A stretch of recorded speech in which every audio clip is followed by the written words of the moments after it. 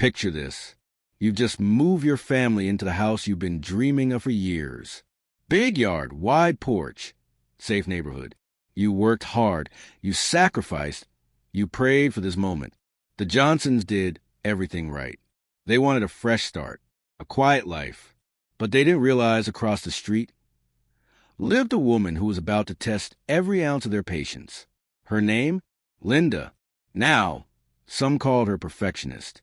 Some whispered Karen when she passed by. But one thing was clear. Linda believed this neighborhood belonged to her. And when the Johnsons, a hard-working black family, moved in, her smile was paper-thin. The first week, she complained their moving truck was blocking the street too long. The second week, she left a note about their kids' laughter being too disruptive. By the third week, she was staring out her window every time they watered their lawn. "Do you people really need to waste so much water?" she hissed one morning as Mr. Johnson coiled up the hose. Mr. Johnson kept calm. "Ma'am, we're just keeping the grass alive. That's all." Linda folded her arms. "Around here, we have standards. You don't want to get on the wrong side of the HOA." Mr. Johnson smiled politely, the way you do when you know someone's not worth the argument. He thought if he stayed respectful, she'd eventually move on. But Linda wasn't the type to move on.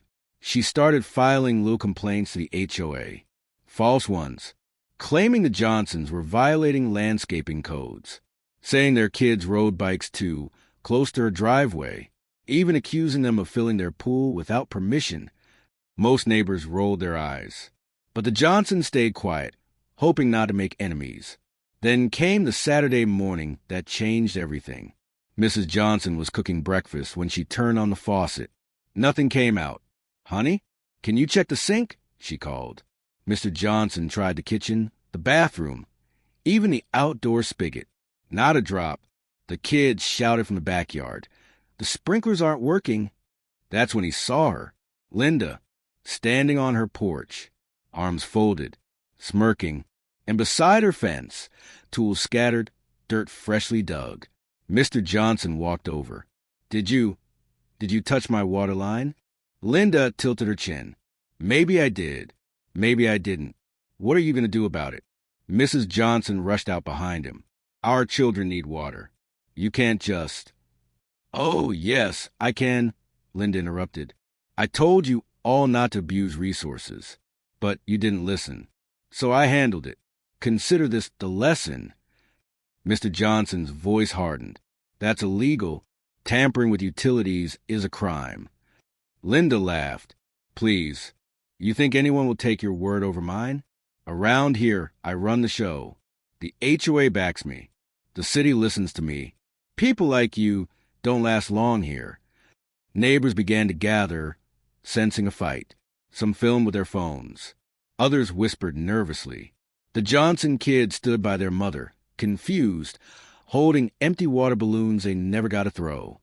Mr. Johnson dialed the city water department. When a utility truck arrived, Linda stormed out waving a stack of HOA papers. "Don't reconnect them," she barked at the crew. They'd been stealing water, breaking rules, wasting everyone's money. The crew hesitated. "Ma'am, we'll need to check the lines." "No." Linda snapped. "I demand you leave it capped. I've got authority here." The workers looked unsure.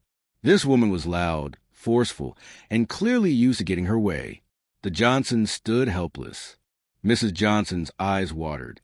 The kids clutched at her shirt. Mr. Johnson stayed calm.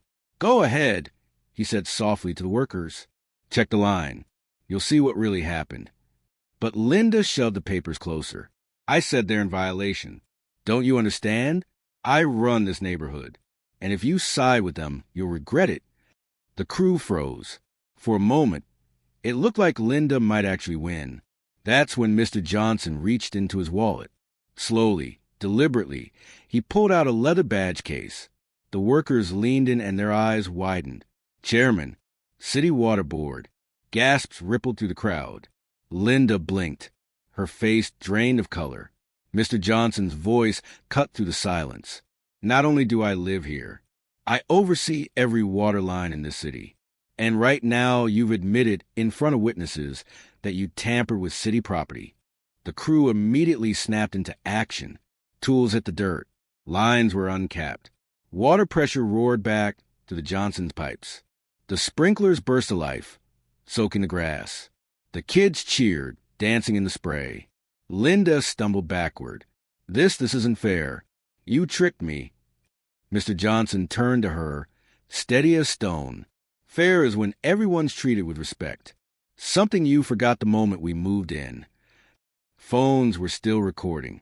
Neighbors who'd stayed silent before were now nodding, whispering. Some even clapped. The city workers handed Mr. Johnson paperwork. We'll file the incident report, sir. She'll be charged for the tampering. Fines may be worse. Linda's face twisted in rage. You people don't belong here. But no one backed her up. Not this time. The HOA called an emergency meeting. For years, Linda had bullied neighbors with bogus rules and loud threats. But now, caught red-handed, she was stripped of her position. Voted out unanimously. The handyman she hired was fined for illegal work. And Linda served with a court summons.